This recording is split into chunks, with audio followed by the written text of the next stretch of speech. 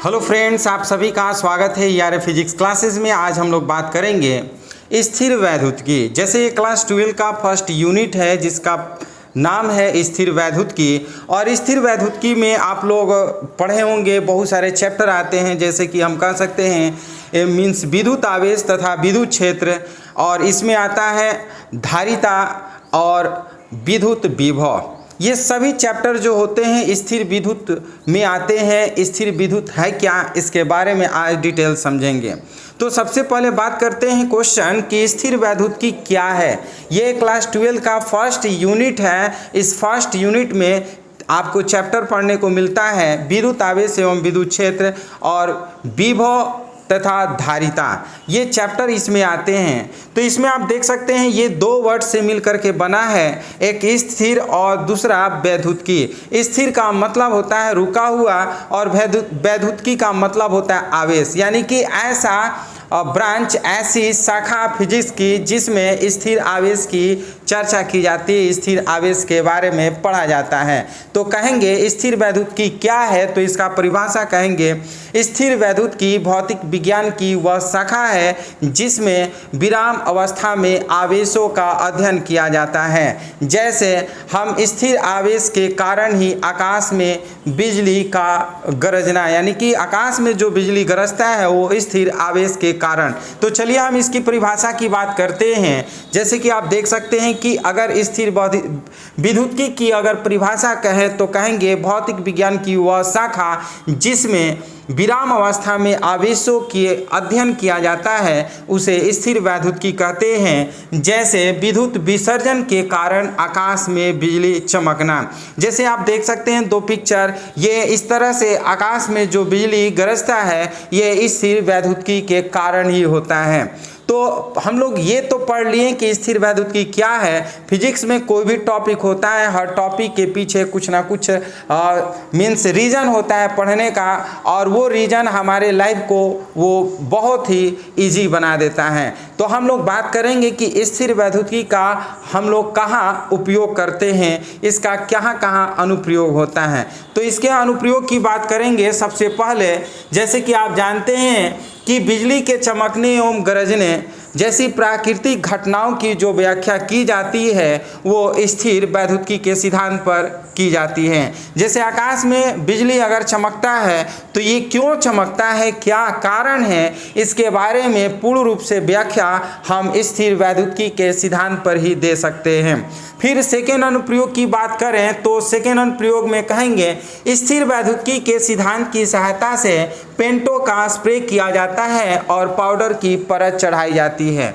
जैसे आप देखते होंगे कि घरों पे जो पेंटिंग किया जाता है या गाड़ियों पे स्प्रे किया जाता है, पेंट का स्प्रे किया जाता है।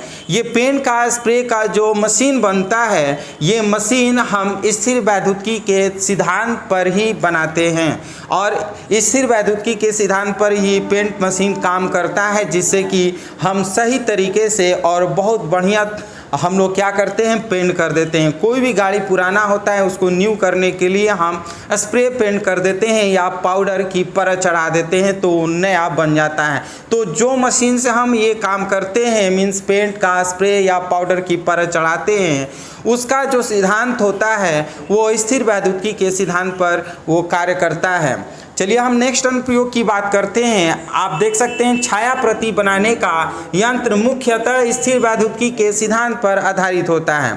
ये जो छाया प्रति बनाने वाला यंत्र है जिसमें आप देख सकते हैं ये फोटोकॉपी मशीन है, और ये भी आपको मशीन है इससे कि हम फोटो, जो हम लोग का फोटो होता है चाहे वो आपका फ्लैक्स होता है, इससे हम प्रिंट करते हैं, और इससे जो भी आपका असाइनमेंट वगैरह होता है उसको प्रिंट करने के लिए हम इस तरह से फोटोकॉपी मशीन यूज करते हैं। तो ये जो मशीन आप देख रहे हैं, ये जो मशीन है, ये मशीन का कार्य जो होता है, इसका जो सिद्धांत होता है वो स्थिर वैद्युतिकी के सिद्धांत पर ही आधारित होता है। हम स्थिर वैद्युतिकी के बारे में पढ़ते हैं तभी ऐसे मशीन का आविष्कार करते हैं, अभी इस प्रकार के मशीन को बनाते हैं। तो अब नेक्स्ट हम इसका अनुप्रयोग की बात करते हैं। जैसे संधारित्र स्थिर वैद्युतिकी के सिद्धांत पर कार्य करता है। ये संधारित्र अक्सर आप लोग कैपेसिटर के नाम से जानते होंगे या घरों में आप लोग कंडेंसर के नाम से जानते होंगे। जो घर के पंखों में आप अक्सर देखे होंगे कि पंखा कभी स्लो चलने लगता है तो उसमें कंडेंसर आप यूज करते हैं, तो वो कंडेंसर जो होता है वो फिजिक्स के भाषा में कैपेसिटर के नाम से जाना जाता है, जिसको हिंदी में हम संधारित्र बोलते हैं। संधारित्र बहुत प्रकार के होता है। आप देख सकते हैं कि ये जितने भी संधारित्र होते हैं सबका अलग अलग वर्क होता है इलेक्ट्रॉनिक्स उपकरण में। ये सभी इलेक्ट्रॉनिक्स उपकरण में संधारित्र का यूज होता है और इसका जो सिद्धांत होता है हम लोग स्थिर वैद्युतिकी के सिद्धांत पर यह कार्य करता है, इलेक्ट्रोस्टैटिक्स जिसको बोलते हैं। तो ये टाइप्स ऑफ कैपेसिटर है। मार्केट में बहुत प्रकार के कैपेसिटर मिलते हैं। हम लोग आवश्यकता के अनुसार ये कैपेसिटर को यूज करते हैं। पंखा में यूज करना होता है तो इस प्रकार के कैपेसिटर के यूज करते हैं। रेडियो या टेलीविज़न में या मोबाइल में यूज करना होता है या सीफेल वगैरह में यूज करना होता है तो इस तरह का हम लोग कैपेसिटर यूज करते हैं, उसकी कैपेसिटी को बढ़ाते हैं। इसके बारे में डिटेल जब आप पढ़िएगा कैपेसिटर तो उसके बाद उसमें हम आपको डिटेल में बताएंगे कैपेसिटर क्या है।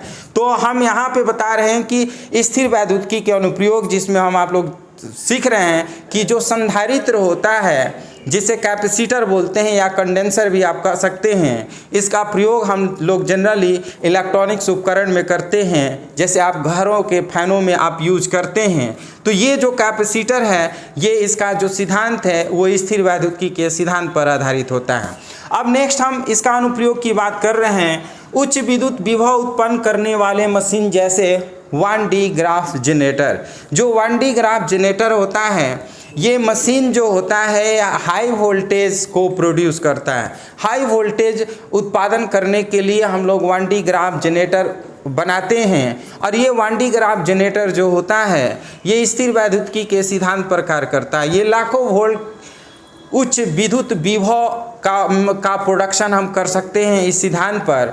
अगर हम इस 1D ग्राफ जनरेटर को पकड़ते हैं, जैसे कि आप देख सकते हैं कि ये जो लड़की है इस 1D ग्राफ जनरेटर को पकड़ी हुई है और इसके ऊपर बहुत सारे चार्जेस होते हैं। ड्यू टू चार्जेस इसका हेयर जो होता है पूरी तरह से खड़ा हो जाता है। ये आवेश के कारण इस तरह से होता है क्योंकि ये 1D ग्राफ जो जनरेटर है इसमें बहुत हाई वोल्टेज पावर होता है। हाई वोल्टेज बनाने का ये मशीन है जिसके वजह से ये आवेश के कारण इसका बाल जो होता है खड़ा हो जाता है। इसका जो सिद्धांत है वो स्थिर वैद्युतिकी के सिद्धांत पर आधारित होता है। चलिए हम लास्ट अनुप्रयोग की बात करते हैं। हालांकि इसमें तो बहुत सारा अनुप्रयोग है। फिजिक्स का एक एक पॉइंट जो होता है यानी कि जो इलेक्ट्रोस्टैटिक्स में है उससे बहुत सारे अलग अलग टाइप के मशीन बनाए जाते हैं। यहाँ पर कुछ आपको अनुप्रयोग बताए हैं। लास्ट अनुप्रयोग की बात करें कि परमाणु की संरचना की व्याख्या इसी सिद्धांत की सहायता से की जाती है।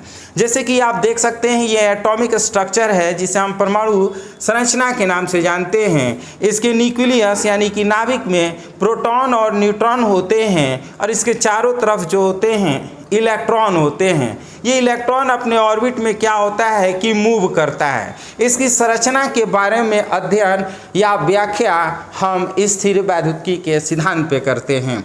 तो इस तरह से स्थिर वैद्युतिकी का बहुत सारा अनुप्रयोग है। ये अनुप्रयोग आप याद रखिएगा। अगर कोई पूछे कि ये किस सिद्धांत पे कार्य करता है तो सिंपल आप कह सकते हैं इलेक्ट्रोस्टैटिक के प्रिंसिपल पे वर्क करता है, यानी कि स्थिर वैद्युतिकी के सिद्धांत पर कार्य करता है। इसी तरह से हम लोग नए नए टॉपिक के साथ नए नए वीडियो में मिलते रहेंगे। यदि ये वीडियो आपको पसंद है तो इस वीडियो को लाइक शेयर कमेंट जरूर करिए और यदि इस चैनल के लिए नए व्यूअर हैं तो इस चैनल को जरूर सब्सक्राइब करिए। तो फिर हम लोग नए वीडियो में नए टॉपिक के साथ मिलते हैं। तब तक के लिए धन्यवाद।